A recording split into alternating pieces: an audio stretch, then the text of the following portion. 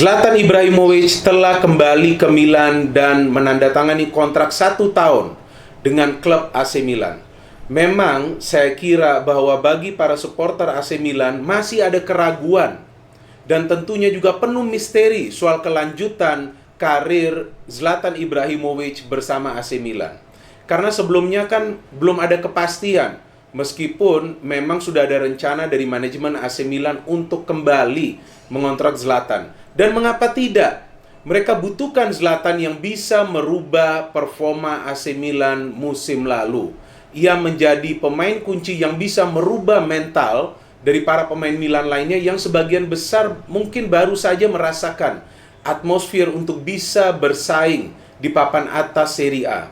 Serie A menurut saya masih merupakan salah satu kompetisi ketat di Eropa saat ini. Memang bahwa Juventus yang sejauh ini terus-menerus menjadi juara, tapi dalam 2 musim terakhir beberapa klub lainnya mulai berbenah. Setelah mereka mengalami krisis finansial yang juga beberapa klub ini berpindah kepemilikannya kepada investor-investor dari luar Italia, atau juga sebagian adalah dari investor lainnya yang berada di Italia. Tapi sekarang mereka mulai berpacu untuk merekrut pemain-pemain baru agar mereka bisa bersaing dengan Juventus. Inter Milan kita tahu musim lalu memberikan perlawanan yang luar biasa kepada Juve, hanya selisih 1 poin. AC Milan pasca lockdown musim lalu menjadi klub yang tidak terkalahkan. Mereka mendapatkan begitu banyak kemenangan dan juga salah satunya bisa menang melawan Juventus dengan skor 4-2. Dan Zlatan menjadi kunci dari permainan AC Milan dalam setiap game. Kalau dari segi gol, 10 gol dari AC, saya lupa 8 atau 9. Jadi pemain ini tidak hanya berurusan untuk mencetak gol, tapi juga perlu berkontribusi untuk bisa memberikan assist kepada pemain-pemain lainnya, istilahnya sebagai supplier bola. Jadi saya kira bahwa Zlatan membawa impact yang luar biasa kepada AC Milan dari segi permainan mereka, yaitu dari urusan untuk meningkatkan kualitas permainan. Memang secara teknis saya selalu menjelaskan bahwa Ibra tidak memberikan kontribusi yang terlalu besar. Yes, he can score 10 goals, tapi itu juga adalah berkat permainan kerjasama tim yang memang sempurna. Bisa saya katakan sempurna karena sebagian besar gol dari Ibra ia cetak setelah ia mendapatkan umpan-umpan matang dari pemain-pemain lainnya. Salah satunya adalah Calhanoglu. Kita tahu yang Ibra juga sekarang sudah melabeli sebagai salah satu pemain yang bisa menjadi pemain hebat di masa yang akan datang. Jadi Ibrahimovic ini bisa meningkatkan mutu permainan Milan dan juga mutu permainan dari para pemainnya secara individu. Rebic mulai bisa banyak mencetak gol. Saelemaekers juga pemain yang sebelumnya dipinjam dan sekarang sudah dipermanenkan menjadi poros tengah bagi AC Milan. Ada beberapa pemain baru yang akan bergabung ke AC Milan dengan status pinjaman. Dan ini adalah langkah yang cerdas dari manajemen Milan. Mereka meminjam terlebih dahulu pemain-pemain tersebut dan melihat perkembangan mereka.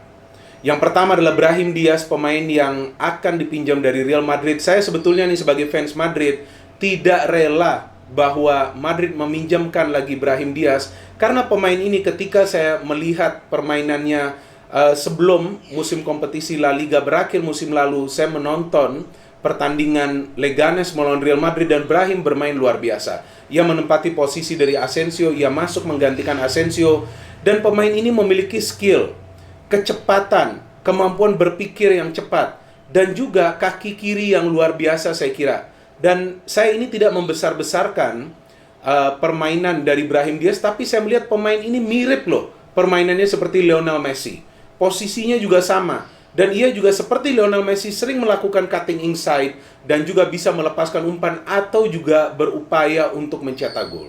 Milan memerlukan pemain seperti Brahim Diaz agar mereka bermain lebih pintar lagi. Dalam urusan energi dan dobrakan Milan sudah bagus. Tapi dalam urusan untuk bermain lebih cerdas lagi, mereka memerlukan pemain seperti Brahim Diaz. Di mana ia bisa ditempatkan, yaitu di sebelah kanan. Kita tahu di sebelah kanan selain Diaz nantinya bisa Castillejo juga, atau juga Saelemaekers, pemain yang baru saja dipermanenkan kontraknya. And then who's another player? Tonali. Tonali berasal dari Brescia. Ia digambarkan sebagai the next Pirlo. Tapi saya kira ia lebih daripada the next Pirlo. Saya melihat ia adalah gabungan dari Luka Modric dan juga Andrea Pirlo. Kenapa? Karena Tonali yang saya melihat highlights dari penampilannya, karena terus terang saya belum pernah menonton permainan atau game dari Brescia. Tapi saya melihat Tonali ini adalah pemain yang lebih banyak bermanfaat untuk bisa melepaskan umpan, untuk bisa juga tiba-tiba bergerak maju ke lini pertahanan dari tim lawan, dan ia juga tidak panik dalam situasi saat ia mendapatkan tekanan. Dari caranya untuk merebut bola dari kaki pemain tim lawan ini juga menjadi salah satu nilai plus bagi AC Milan. Jadi pemain ini bisa saja dimainkan sebagai deep lying playmaker dalam formasi yang memang menjadi favorit bagi Pioli, yaitu 4-2-3-1. Dan seperti yang saya di video saya sebelum jauh Pioli ini dipermanenkan, saya sudah menjelaskan dan memberikan opini saya bahwa Pioli perlu dipertahankan karena ialah sosok yang bisa menyatukan para pemain Milan yang begitu banyak berada di skuad tapi sulit untuk disatukan sebagai satu unit. Dan ternyata betul Rangnick ditahan dulu dan Pioli diperpanjang atau dipermanenkan kontraknya, dan ia akan tetap menjadi manajer dari AC Milan. Jadi langkah-langkah dari manajemen AC Milan ini saya melihat sudah kepada arah yang benar dan tepat sesuai dengan target, yaitu mereka ingin AC Milan lebih aktif lagi bersaing di papan atas. Memang ada pemain lain yang diincar oleh AC Milan. Salah satunya adalah Federico Chiesa yang bisa bermain di posisi striker, dan juga ia bisa bermain di posisi kanan mungkin menurut saya ya. Ia bisa bermain di posisi kanan jika ia bergabung. Oke, so it means akan ada opsi tambahan bagi AC Milan untuk pemain yang bisa bermain di kanan, tidak hanya mengandalkan tadi ya Brahim Diaz atau juga Castillejo.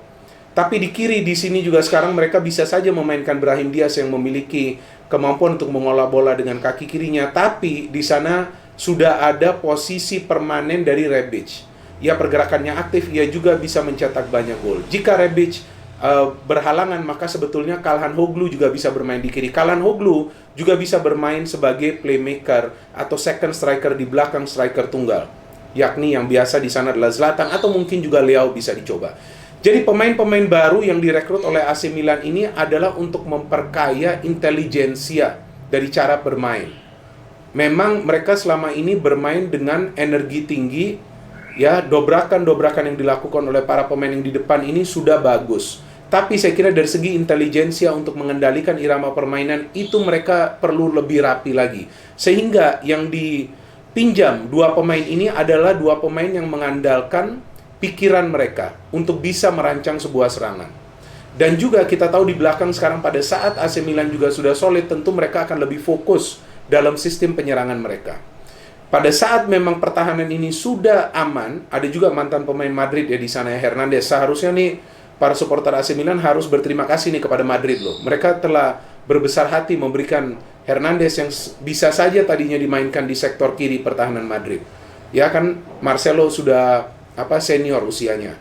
Tapi Madrid melepas sebelumnya sudah melepas Hernandez kepada AC Milan, dan sekarang Brahim Diaz ternyata nih perkembangan baru, AC Milan diberikan opsi untuk permanenkan Brahim Diaz jika mereka cocok. Awalnya kan tidak, tapi yang saya baca perkembangan terakhir, AC Milan akan diberikan opsi untuk mempermanenkan kontrak dari Brahim Diaz, tapi nantinya Madrid akan memiliki opsi pertama untuk membeli balik Diaz jika mereka ingin pemain tersebut kembali ke Real Madrid.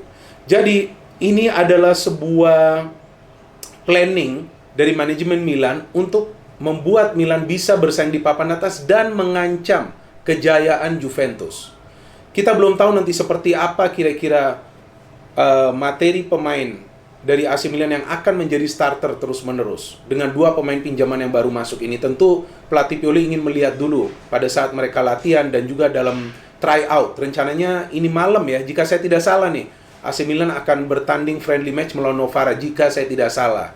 Jadi teman-teman, saya tidak tahu tuh apakah akan menyaksikan pertandingan tersebut atau tidak. Tapi di sanalah mungkin pemain-pemain yang dipinjamkan ini kan belum bergabung. Ya pemain-pemain lain dulu yang kita bisa saksikan. Dan jika kita menganalisa kira-kira seperti apa sih peluang Milan di Serie A musim depan, nah saya menilai bahwa Milan akan bersaing di papan atas dan mereka bisa mencapai target mereka untuk finish di top 4 klasmen akhir Liga Italia. Kita ucapkan all the best untuk AC Milan dan kita tunggu apakah Chiesa akan bergabung atau tidak. Jika Chiesa bergabung dengan status permanen, maka saya kira Juventus dan Inter perlu berhati-hati terhadap sepak terjang AC Milan. No hate, only football, salam sepak bola.